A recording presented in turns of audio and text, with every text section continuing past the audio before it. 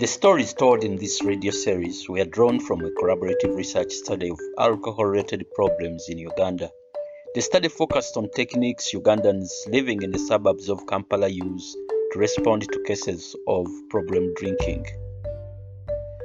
Given the relatively recent introduction of Western ideas of alcoholism and addiction in Uganda, most people sought help for their problems outside the formal medical system.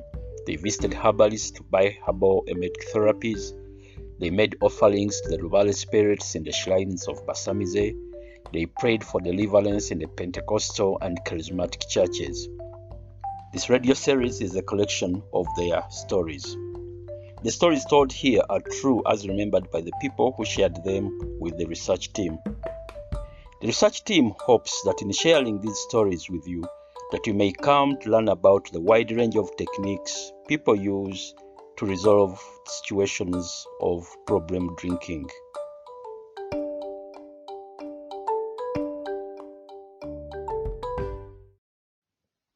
At 7 years, I was taken to the village for the very first time to visit my grandparents. My grandfather was a priest in the Anglican Church, but we had a distant relative who brewed banana beer, commonly known as tonto, mixed with roasted sorghum. This tonto sparked off my struggle with alcohol addiction almost all the 32 years of my life. At this relative's home, I was given 2 cups of tonto. I got drunk and was carried back in hands to my grandfather's home. On seeing me, my grandmother remarked that all his forefathers were drunkards. Just lay him in the grass and the dew will clear alcohol off him. It was around 8 o'clock in the evening and I was 7 years old. My biological father had spent most of his time drinking alcohol and never had time for his family. Later, he found out that he was HIV positive and drank more and more, spending all his money. He died. 4 years later, my mother died too, leaving me in the hands of my paternal uncle who lived in Kampala. This uncle is the one who we knew as our father from then. Back in the city home, my father was fond of throwing parties. I sometimes was the one in charge of clearing the glasses after the drinkings. I saw this as an opportunity, sipping the leftovers of alcohol. Later, when I was around 15 years, I was sent back to the village to stay with my grandparents. I found that the boys of my age could drink alcohol freely, and they convinced me to join them. The habit grew further that I did not pass well in my primary living examinations. Because my grandfather was a reverend, he thought that I was a disgrace to him. So he called my parents, and I was put on the next bus back to the city. I was banned to go back to the village, and the ban lasted until I was in senior 6. In senior 1, I did not drink, because as a fresher, one cannot escape from school. In senior 3, I joined the martial arts club, and it was very easy for us to escape from school. We sometimes drank alcohol for free and then beat the sellers when they demanded for payment. We also went to watch blue movies in video halls. In senior 4, I was expelled from school because someone had initiated me to do marijuana. I went to another school to sit for my O-level examinations, which I again failed. I retook the exams in the following year and managed to pass, although not very well. Living in the home that I was, I got a chance of drinking more alcohol. My father was earning well, and therefore had a tendency of stocking alcohol in the refrigerator. When he realized that alcohol was finishing at a high speed, he started counting it within the refrigerator. I learnt of it and decided to steal it from the store before being put in the refrigerator. At school, I sneaked tote packs of alcohol to the dormitory and sold them to the boys at triple prices. One day, as the teacher was checking books, He found a packet of cigarettes in my book cover. I was immediately dismissed.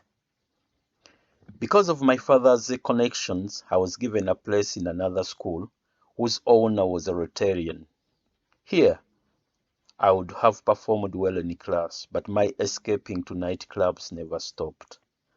The Rotarian thought that I might spoil the rest of the students and therefore dismissed me. He allowed me to come back during the times of examinations. The results weren't so good, but they were enough to take me to Makerere University on private sponsorship. Before joining the university, my brother, newly returned from the United Kingdom, took me to a private rehabilitation center in Kampala. This brother had a similar problem too, but had recovered successfully. He was now the only person caring for me. As soon as I was discharged, I started drinking again.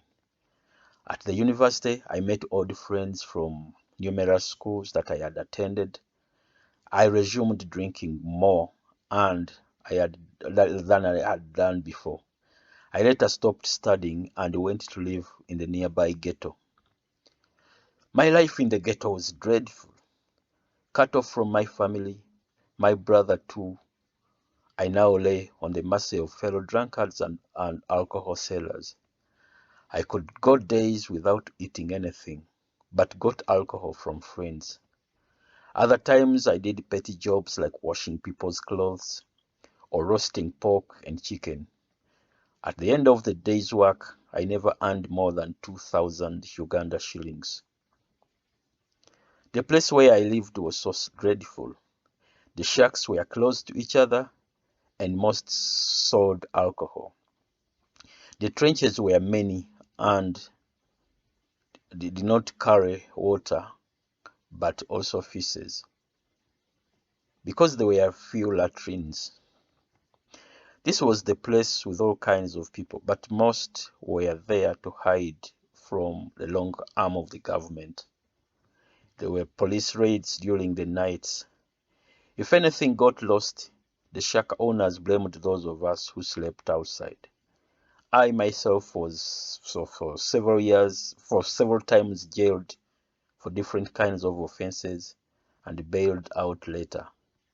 I did not sleep in any of the shacks. I could not afford any. I always waited until the shops were closed so that I could sleep with the others on the verandas. If it rained, we could be soaked. Alcohol always was the guard during the harsh weathers.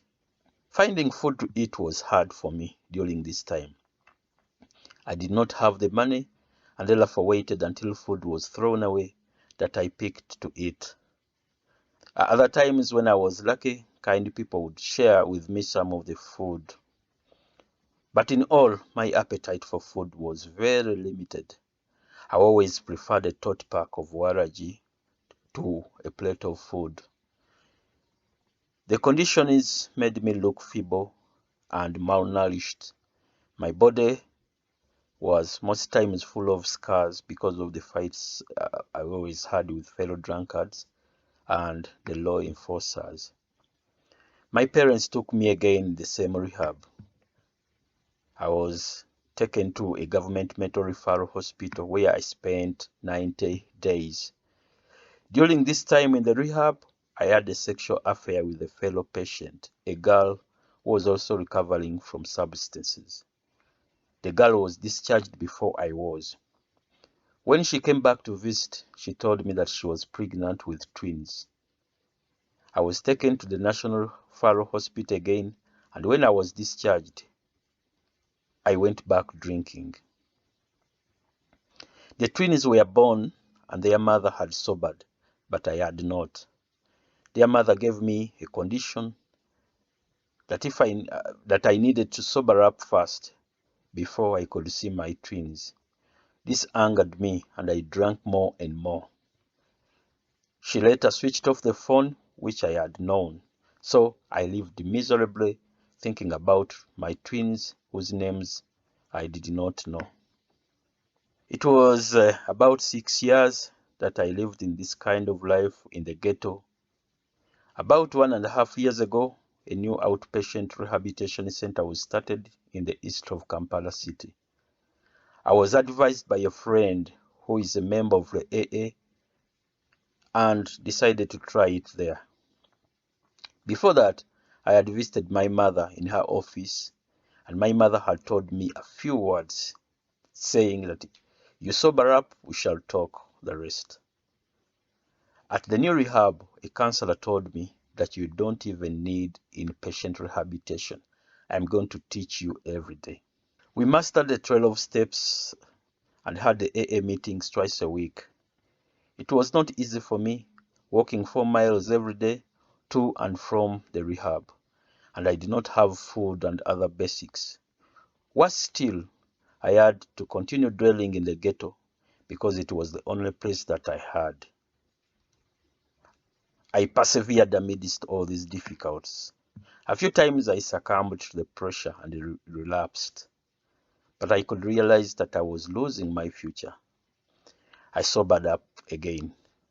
Sundays were the most difficult days because the rehab was always closed on Sundays. I tried to look for a church where I could spend the day, but it was not easy. After a few months, a man came and asked me if I could volunteer at his new rehabilitation center in Western Uganda. I considered that through the night and thought that now I would have free food and shelter, and I would learn a great deal of things concerning AA. I chose to go. Although it has not been a bed of roses, and I once relapsed while there, my life has gradually changed. I have been attending AA outreach meetings and speaking in them to change lives. The most successful one was in Kabale, my home area. Because of its success, I was given 3 weeks to stay with my parents.